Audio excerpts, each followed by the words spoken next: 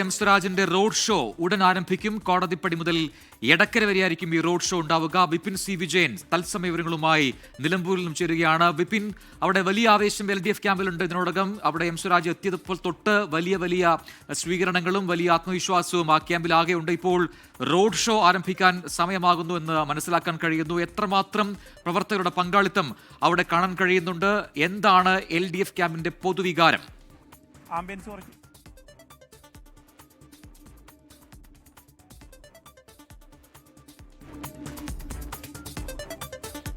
രണ്ട് road show ആയിട്ട് തന്നെ ഒരു വലിയ പ്രകടനത്തിലേക്ക് കടക്കുകയാണ്. ആ ഒരു ആവേശം അത് നമുക്ക് മുക്കിലും മൂലയിലും കാണാവുന്ന രീതിയിൽ തന്നെയാണ്. ഇപ്പോൾ അല്പസമയത്തിനകം തന്നെ കോടതിപ്പടിയിൽ നിന്നുള്ള യാത്ര, അതായത് ഈ പ്രകടനം എടക്കര വരെയാണ് ഉദ്ദേശിക്കുന്നത്. അവിടേക്ക് അല്പസമയത്തിനകം തന്നെ പുറപ്പെടും. നമ്മൾക്ക് ഈ ദൃശ്യങ്ങളിൽ കാണുന്നത് പോലെ തന്നെ ടീഷർട്ടൊക്കെ ആയി, അതുപോലെ തന്നെ ബലൂണുകളും ഒക്കെ ആയിട്ട് സജീവമാണ് ഓരോ പ്രവർത്തകരും. നിങ്ങൾ ഇവിടുന്ന് ഇവിടെ തന്നെയാണോ?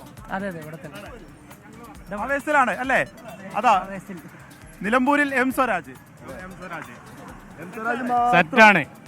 പാർട്ടി എം സ്വരാജിനെ നിശ്ചയിച്ചിട്ടുണ്ടോ ജയിച്ചിരിക്കും. പാർട്ടി ഒരാൾ പ്രഖ്യാപിച്ചു കഴിഞ്ഞാൽ പാർട്ടി ജയിപ്പിക്കും. അല്ലാതെ അൻവർ പിന്നെ വാസി പറയുന്നത് പോലെ ഒരിക്കലും അൻവറിന്റെ ജയലായിരുന്നു. പാർട്ടി പറഞ്ഞു ഞങ്ങളോട്, ഞങ്ങൾ അൻവറിനെ ജയിപ്പിച്ചു. അതേപോലെ തന്നെ പാർട്ടി സ്വരാജിനെയാണ് തന്നിട്ടുണ്ടെന്നുണ്ടെങ്കിൽ ഭൂരിപക്ഷത്തോടു കൂടി ഞങ്ങളിവിടെ ജയിപ്പിച്ചിരിക്കും. നിലനിർത്തും ഷുവർ. വൻ ഭൂരിപക്ഷം. സ്വരാജ് പറഞ്ഞ ചില്ലറക്കാരനല്ല. എന്തുകൊണ്ടാണ് ഇങ്ങനെ ഇളകിയത്? സ്വരാജിന്റെ പേര് നിർദ്ദേശത്തോടുകൂടി നിലമ്പൂരാണ്ട് ഇളകി.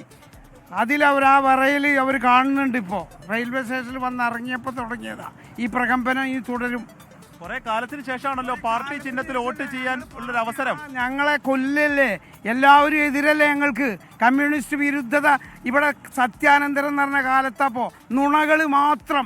ഈ നിലമ്പൂരിങ്ങൾ ചെന്ന് നോക്കി, മുഴുവൻ റോഡുകളും ഇവിടുത്തെ സ്കൂളിൻ്റെ ഒരു ഗ്രൗണ്ട് ഉണ്ട്, ഇന്റർനാഷണലാണ്. ഞങ്ങൾക്ക് എല്ലാം കിട്ടി ഇവിടെ. അവിടെ സിവിൽ സ്റ്റേഷൻ ഉണ്ട്, പിന്നെ മിനി സ്റ്റേഷൻ. വമ്പൻ വിജയം ഉണ്ടാവുന്നതാണ്. വമ്പൻ വിജയം ഉണ്ടാവും. ഞങ്ങൾക്ക് ഓരോരുത്തർക്കും പറഞ്ഞു കൊടുക്കാണ്ട് വെറുതെ അല്ലത്. ഓക്കെ, അപ്പോൾ ഈ പറഞ്ഞതുപോലെ തന്നെ ഓരോ പ്രവർത്തകരും ഏകദേശം 2006 ശേഷം തന്നെ ഒരു പാർട്ടി ചിഹ്നത്തിൽ ഒരു മത്സരം ഉണ്ടായിട്ടില്ല, അല്ലെങ്കിൽ പാർട്ടി ചിഹ്നത്തിൽ വോട്ട് ചെയ്യുന്നതിനുള്ള ഒരു അവസരം ഇവർക്ക് ഉണ്ടായിട്ടില്ല. അതുവരെയും സ്വതന്ത്ര പരീക്ഷണങ്ങളായിരുന്നു. ഇപ്പോൾ അതിനുള്ളൊരു അവസരം കിട്ടി. ആഗ്രഹിച്ചിരുന്നു എന്നുണ്ടെങ്കിലും എം സ്വരാജിന്റെ സ്ഥാനാർത്ഥിത്വം പെട്ടെന്ന് പ്രതീക്ഷിച്ചതായിരുന്നില്ല. അത് സ്വതന്ത്ര സ്ഥാനാർത്ഥിയാകുമെന്നുള്ളതൊക്കെ ആയിരുന്നു കരുതിയിരുന്നത്. പല പേരുകളും നമ്മൾ അതിന്റെ ഇടയിലൊക്കെ കേട്ടിരുന്നു. UDF 2 സ്ഥാനാർത്ഥി ആദ്യം മുതൽ തന്നെ ആ ഒരു 2 പേരിൽ കടന്ന് കറങ്ങുകയായിരുന്നു എന്നുണ്ടെങ്കിൽ CPM ആരെ എന്നുള്ളൊരു ചോദ്യം വലിയ ചോദ്യമായി തന്നെ നിലനിന്നിരുന്നു. അതിനുള്ള ഉത്തരവായിട്ട് ആ സംസ്ഥാന സെക്രട്ടേറിയറ്റ് എം സ്വരാജിനെ പ്രഖ്യാപിച്ചത് മുതൽ ആ പ്രഖ്യാപിച്ച നിമിഷം തന്നെ മുദ്രാവാക്യം വിളികളുമായി പ്രവർത്തകർ നിലമ്പൂരിന്റെ ടൗണിലേക്ക്, നിലമ്പൂരിന്റെ മണ്ണിലേക്ക് ഇറങ്ങുന്ന കാഴ്ചയായിരുന്നു. അത് തന്നെ ആ ഉള്ളിലുള്ള മുഴുവൻ ആവേശവും എടുക്കുന്ന രീതിയിലായിരുന്നു. അതിനുശേഷം തന്നെ അല്പസമയത്തിനുള്ളിൽ അവിടെ ഫ്ലെക്സ് ബോർഡുകൾ ഉയർന്നു, വലിയ ഫ്ലെക്സ് ബോർഡുകൾ ഉയർന്നു.